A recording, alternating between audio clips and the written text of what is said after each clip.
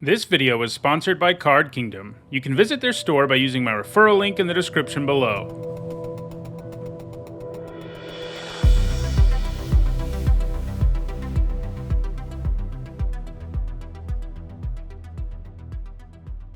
Hi everyone, I'm Nitsahone, and today is Monday. That means it's time for the 513th MTG Top 10. In this series, I usually rank cards based on their historical performance at Magic's highest level of competition. Sometimes, though, I also take a look at some of the worst cards in the game, and that's what we're doing today, with a look at the worst Merfolk. Over the last couple of weeks, I've looked at the worst elves and the worst goblins, so I thought it was only fair that we also take a look at the worst Merfolk. Merfolk are the characteristic creature type for blue, meaning that we see them all the time and they get tons of support. And collectively, Merfolk are pretty darn good, as I have attested to in my MTG Top 10 that covered them, as well as my deck history on Merfolk decks. However, there are enough Merfolk out there that there are definitely some bad ones. As usual with these worst videos, my opinion ultimately determines what cards appear on the list and where they rank. However, I do use a little bit of data to help me make my selections. A card can't be on this list if it has ever been played in a competitive Magic deck,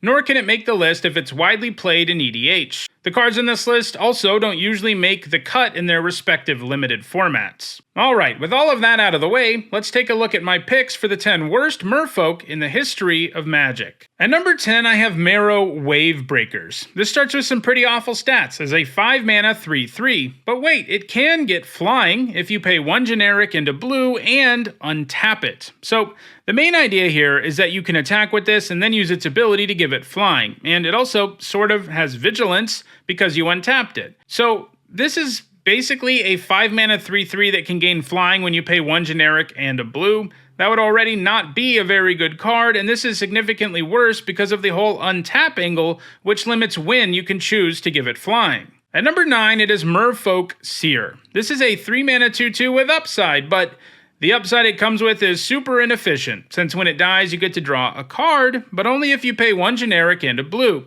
You might say, well, that means you can get a 2-for-1, right? And that's kind of true, but only in situations where a 2/2 is something that can trade for an opposing creature, and even then the mana investment makes that 2-for-1 a heck of a lot less impressive. So you won't be getting a 2-for-1 very often, and when you do, it'll be hugely inefficient.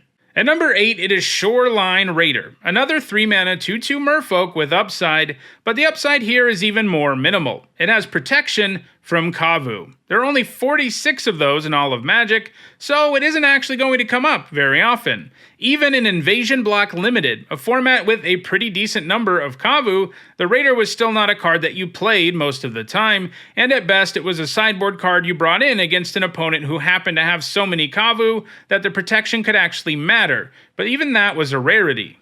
So, even in the most Kavu-heavy format ever, it was a card you basically didn't play. At number 7, it is Gabriel Apothecary. 5 mana for a 2/3 is an absolutely putrid stat line, and this doesn't really do enough to overcome that. It can prevent damage done to a tapped Merfolk or Kithkin. Now, that does include itself, so that means it can attack and use the ability to prevent damage done to it, but as we already mentioned, this is a 5-mana 2/3, so preventing damage done to it isn't exactly exciting.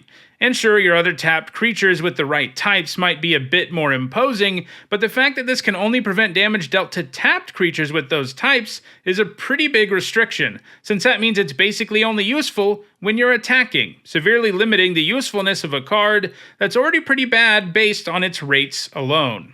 At number 6, it is Veloonite Priest. This is another poorly statted Merfolk as a 2-mana 1/1, and like Gabriel Apothecary, it has an incredibly limited activated ability. You can pay 2 blue mana and tap it to give a creature Shroud. And if that's where this ended, well, that would actually be decent enough, because it really makes it challenging for your opponent to use removal. However, there is a severe limit placed on when you can use this ability, which almost makes it useless. You can only use that ability during your upkeep. This means if your opponent has instant speed removal, well, they can just use it in response. And it also doesn't protect your creatures from sorcery speed removal, because you can't use it during your opponent's turn, so really, it doesn't accomplish anything.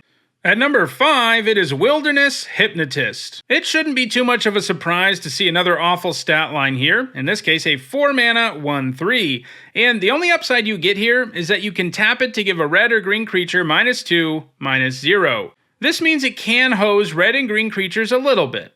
And while that might actually be useful from time to time, it's still pretty narrow and underwhelming on such an expensive card. Just lowering a creature's power is often not especially useful in the first place, so restricting which creatures this can do that to makes it pretty terrible. Even in its limited format, which featured a lot of multicolored creatures, it was unplayable. At number 4, it is Marrow Grime Blotter. This 4-mana 2/2 comes with an ability that is sort of a combination of Wilderness Hypnotist and Marrow Wavebreakers. You can pay 1 generic and 1 blue-black hybrid mana and untap it to give a creature -2/-0. So you can attack with this and then pay those 2 mana to give an opposing creature -2/-0.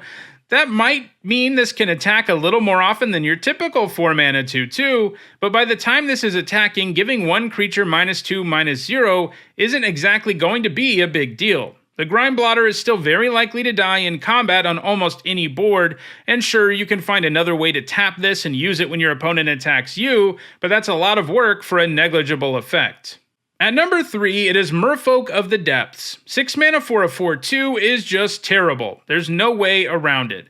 A creature would have to have a lot of abilities for that not to be the case, and Merfolk of the Depths does not deliver. It comes with Flash, a keyword ability that is sometimes quite useful since you can ambush block attackers and stuff, but a 4/2 isn't going to do a good job of that. It will die blocking pretty much anything, and trading a 6-mana card for like a 2/2 isn't what you want to be doing in Magic. It's also completely awful as an attacker, being able to die to very cheap creatures. At number 2, it is Sapritsan Outrigger. As a 4-mana 5/5, this boasts the most impressive stat line on the list. Unfortunately, it also has a massive downside. It bounces itself to the top of your library every time it attacks or blocks. That's horrible. A creature that bounced to your hand would be bad enough, but bouncing to the top of your library is even worse, because it means it replaces your next draw step, which means you're actually going down a card every time you attack or block with this. And that is not worth the upside of a 4-mana 5/5. And at number 1, it is Sapritsan Raider. Like its fellow Sapritsan, the Outrigger we just saw, this card is awful. A 3-mana 1/2 isn't a good starting point, and this bounces to your hand anytime it becomes blocked. Now, that isn't all downside. It basically can't die in combat, but there's basically no reason your opponent won't just block it with one of their larger creatures every time it attacks, in which case you're just wasting your time. You might be able to combo it with some stuff that gives you an enter the battlefield trigger every time a creature enters the battlefield, but there are countless better ways to do that. This is mostly a 3-mana 1/2 with a huge downside, and that is rough. At least the Outrigger gives you a 4-mana 5/5.